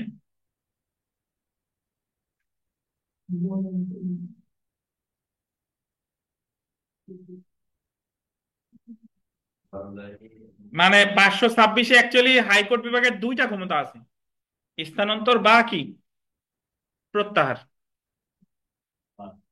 সমস্যা নাই, বা এবং যা খুশি একটা দেন, লিখিততে এত সমস্যা নাই। ফৌজদারি কার্যবিধির ধারা 526-এর মধ্যে হাইকোর্ট বিভাগের ফৌজদারি মামলা বা আপিল স্থানান্তরের ক্ষমতা সম্পর্কে বলা হয়েছে। 526 অনুযায়ী, ধারা 526 অনুযায়ী হাইকোর্ট বিভাগ নিম্নলিখিত তিন ভাবে মামলা বা আপিল স্থানান্তরের আদেশ দিতে পারে। অ্যাকচুয়ালি স্থানান্তরের সাথেও কি যোগ করে দিবেন? প্রত্যাহার। নিম্ন আদালতের রিপোর্টের ভিত্তিতে। নিম্ন আদালতের কি? নিম্ন আদালত যদি রিপোর্ট দেয় সেই ক্ষেত্রে প্রত্যাহার করতে পারে। মামলার সংশ্লিষ্ট পক্ষের আবেদনের ভিত্তিতে। সংশ্লিষ্ট পক্ষকে আসামি বা বাদী, আসামি বা বাদী। হাইকোর্ট বিভাগ নিজ উদ্যোগে বা স্বপ্রণোদিত হয়ে সুমোটো, হাইকোর্ট বিভাগ দেখলো যে গোপালগঞ্জে একটা দুর্গাপূজার সময় একটা হত্যাকাণ্ড সংঘটিত হয়েছে, তো এই মামলার বিচার গোপালগঞ্জে হচ্ছে না। তো সেই ক্ষেত্রে হাইকোর্ট বিভাগ গোপালগঞ্জে যেহেতু মামলার বিচার হচ্ছে না, তো এই মামলার বিচার অন্য কোনো জায়গায় স্থানান্তর করে নিতে পারে। ওনার কাছে কেউ আবেদন করেন নাই, উনি ধরেন পত্রিকা মারফত বা কোনো যে সংবাদ মারফত, টিভি চ্যানেল মারফত এটা দেখেছে, তখন উনি স্বপ্রণোদিত হয়েও আদেশ দিতে পারে। এই তিনটি বিষয়ের যে কোনো একটির ভিত্তিতে হাইকোর্ট বিভাগ কোনো ফৌজদারি মামলা বা আপিল স্থানান্তরের আদেশ দিতে পারে। তাহলে কয়টি উৎসের উপর ভিত্তি করে পারে? এখন আমরা দেখি যে যেসব কারণ বা যেসব বিষয় বিবেচনা করে হাইকোর্ট বিভাগ মামলা বা আপিল স্থানান্তরের আদেশ দিতে পারে। দেখেন, 526-এর 1 অনুযায়ী হাইকোর্ট বিভাগ তার এখতিয়ারাধীন এক ফৌজদারি আদালত হতে অন্য ফৌজদারি আদালতে বা এক দায়রা বিভাগ থেকে অন্য দায়রা বিভাগে নিম্নলিখিত 5টি কারণে মামলা স্থানান্তর করতে পারে। যদিও প্রশ্নে চাইছে তো মামলা, বাট অ্যাকচুয়ালি মামলাও পারে, আবার কি আপিলও পারে, প্রত্যাহারও পারে, আবার কি বলেন স্থানান্তরও পারে। হাইকোর্ট বিভাগের অধস্তন কোনো ফৌজদারি আদালত হতে ন্যায়সঙ্গত বা নিরপেক্ষ অনুসন্ধান বা বিচার পাওয়া যাবে না মর্মে বাদী অভিযুক্তের মনে যৌক্তিক সন্দেহ সৃষ্টি হলে। যদি হাইকোর্ট বিভাগ মানে বাদী বা অভিযুক্তের মনে সৃষ্টি এটা এমন সন্দেহ তৈরি হয় যে এই জায়গা বিচার হইলে আমি ন্যায় বিচার পাবো না। যদি কোনো আইনের অসাধারণ ও জটিল প্রশ্নের উদ্ভব হওয়ার আশঙ্কা থাকে, একটা আইনগত এমন একটা প্রশ্নের উদ্ভব হয়েছে, সেক্ষেত্রেও স্থানান্তর বা প্রত্যাহারের আদেশ দিতে পারে। অপরাধ সংঘটিত স্থানে সন্তোষজনক অনুসন্ধান বা তদন্তের স্বার্থে। আমরা দেখি আনোয়ারুল হক সাহেবের মনে আছে কিনা, যে বলেন তো, যে একটা অপরাধ সংঘটিত হয়েছে গোপালগঞ্জে, কিন্তু আসামি মারা গেছে ঢাকায়, ঢাকা মেডিকেল কলেজ হসপিটালে। সরি, ভিকটিম মারা গেছে ঢাকা মেডিকেল কলেজ হসপিটালে। মামলা হবে কোথায়? ঢাকাও দিবেন আবার গোপালগঞ্জ। ঢাকাও হইতে পারে, গোপালগঞ্জ হতে পারে। কত ধারা বলছে এই কথাটা? 419 ধারা। কত? 419 না, 9 চুক মিল আছে, বাকি 2 ডিজিট মিল নাই। বলেন 179। 179, যে জায়গায় অপরাধ সংঘটিত হয় বা যে জায়গায় পরিণাম ঘটে, দুই জায়গার যে সেই সব জায়গায় যে কোনো এক জায়গায় মামলা হতে পারে। এখন ধরেন মূল যে মারামারি হত্যাকাণ্ড হয়েছে গোপালগঞ্জে, ভিকটিম মারা গেছে ঢাকায়, এখন ঢাকায় মামলা হতে আইনগত কোনো বাধা নাই, হতেই পারে। কিন্তু এক সময় দেখা গেল যে ঢাকায় মামলা হয়েছে, বাট এই মামলাটা তদন্ত বা বিচারের স্বার্থে কোথায় হলে ভালো হতো? গোপালগঞ্জ হলে ভালো হতো। তখন এই তদন্ত বা অনুসন্ধানের স্বার্থে বা বিচারের স্বার্থে হাইকোর্ট বিভাগ এই মামলাটা পাঠাইতে পারে কোথায়? গোপালগঞ্জ। বুঝতে পারছেন? এই 3 নাম্বারটা দেখেন, এই কথা বলছে।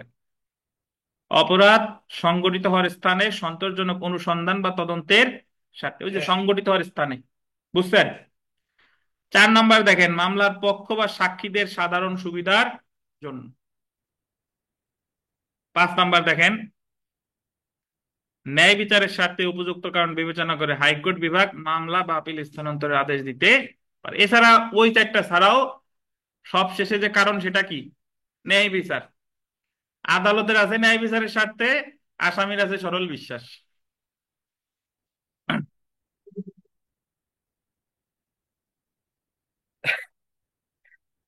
তো এখন দেখেন, মামলা বা আপিল স্থানান্তরের শর্ত বা প্রক্রিয়া। মামলা বা আপিল স্থানান্তরের শর্ত বা প্রক্রিয়া, এটা একটু ওই যে কথাগুলো আমি প্রথমে বললাম ওই কথাগুলোই দেখেন। 526 ধারা অনুসারে কি কি আছে দেখেন।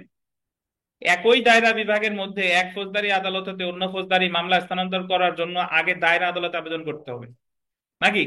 যদি এক দায়রা বিভাগ মানে এক জেলায় হয়, উক্ত দায়রা আদালত আবেদন নাকচ করলে তখন কোথায় করতে হবে? হাইকোর্ট বিভাগে। এর আগে হাইকোর্ট বিভাগে আবেদন করা যাবে। স্থানান্তরের দরখাস্ত এফিডেভিট বা শপথ দ্বারা হতে হবে, তবে আবেদনকারী অ্যাটর্নি জেনারেল হলে এর প্রয়োজন নেই, শুধু দরখাস্তই যথেষ্ট। বর্তমানে অ্যাটর্নি জেনারেল স্যারের নাম কি? আমার তো মনেই থাকে না, জানেন কেউ? মনে নাই?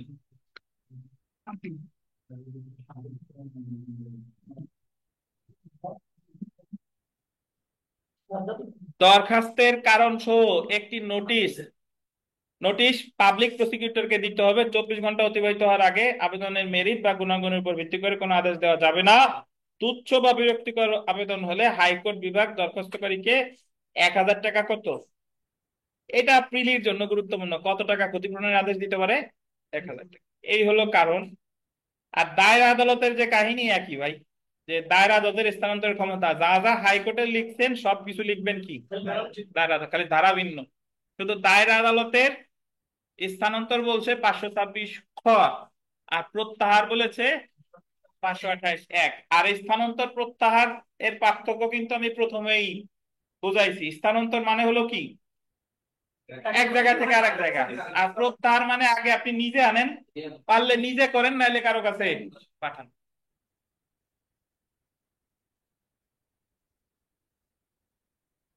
বুঝছেন?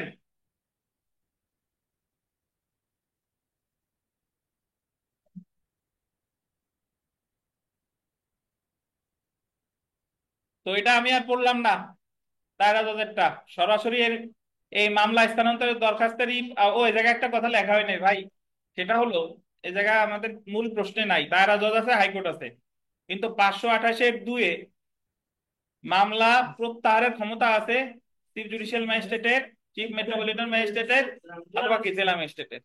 এটা একটু লিখে রাখেন স্টার দিয়ে, যে 528-2 ধারা অনুসারে মামলা বা আপিল স্থানান্তর, সরি, মামলা বা আপিল প্রত্যাহারের ক্ষমতা আছে 528-2 ধারা অনুসারে। 528-2 ধারা অনুসারে চিফ জুডিশিয়াল ম্যাজিস্ট্রেট বা চিফ মেট্রোপলিটন ম্যাজিস্ট্রেট বা জেলা ম্যাজিস্ট্রেটের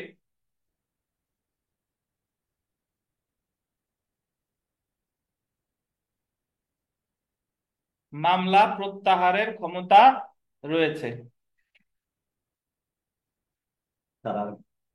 জি, 528-2 ধারা অনুসারে চিফ জুডিশিয়াল ম্যাজিস্ট্রেট বা চিফ মেট্রোপলিটন ম্যাজিস্ট্রেট বা জেলা ম্যাজিস্ট্রেটের মামলা প্রত্যাহারের ক্ষমতা রয়েছে।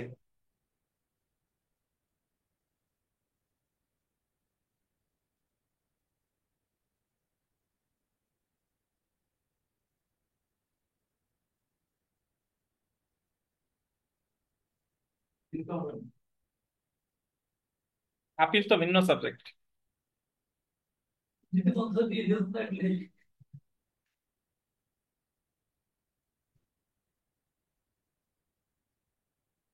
তো কোথায় কি, এটা কিন্তু আমি ব্যাখ্যা করছি, এটা বিস্তারিত বললাম না। প্রথম শ্রেণী, দ্বিতীয় শ্রেণী, তৃতীয় শ্রেণী যাই হোক না কেন দরখাস্ত করবেন কার কাছে? চিফ জুডিশিয়ালের কাছে। ইভেন অতিরিক্ত চিফ জুডিশিয়াল ম্যাজিস্ট্রেট হইলো কার কাছে করতে হবে? চিফ জুডিশিয়ালের কাছে। বাট যদি ভিন্ন জেলায় হয় তাহলে কিন্তু 526-এ সরাসরি কোথায়? হাইকোর্টে। আবার নির্বাহী ম্যাজিস্ট্রেটের কোনো মামলা 107 বা 144 145 সেগুলাও করতে হবে কার কাছে? জেলা ম্যাজিস্ট্রেটের কাছে। তো আজকে এই পর্যন্ত থাক, আরো বেশ কিছু আছে তো, এই মিস কেসের দরখাস্ত প্লাস অন্যান্য আরো অনেক কিছু আছে, আরো এক ক্লাস লাগবে। তো আমাদের পরবর্তী অংশ। জি, তো ঠিক আছে, সবাই ভালো থাকেন, আজকে এই পর্যন্তই থাক। আগামী দিন ইনশাল্লাহ দেখা হবে বৃহস্পতিবারে। আল্লাহ হাফেজ। এই,